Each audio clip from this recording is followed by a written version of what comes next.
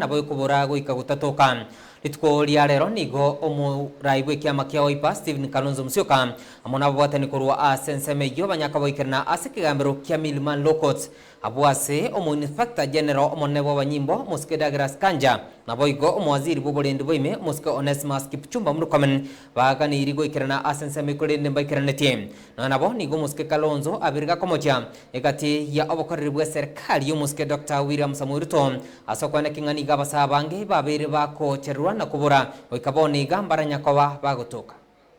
They did not even have any charges to prefer, and we were able to get them out on 1,000 shillings bail.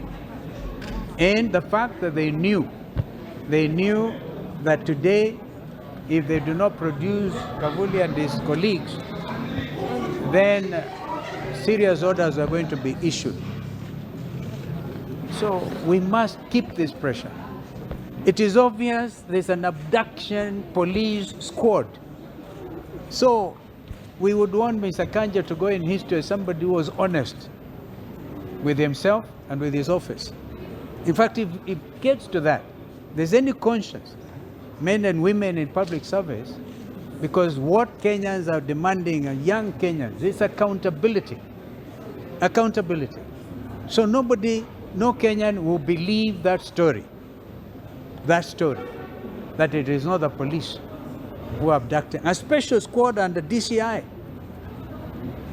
That is what it is, Kenyans, because we must be a country that believes in itself. We were there able to tell you, not for political gain. And he indicated that his abductors were in possession of firearms. So the question we wish to put to the IG and to Mr. William Ruto is how many people are allowed by law to be in possession of hard cups? It's only the police, according to my understanding, that can handcuff you. And that's why we are saying this matter will not rest until such a time the IG will come and tell us who had cuffed Kavuli, who had cuffed Billy, and the rest.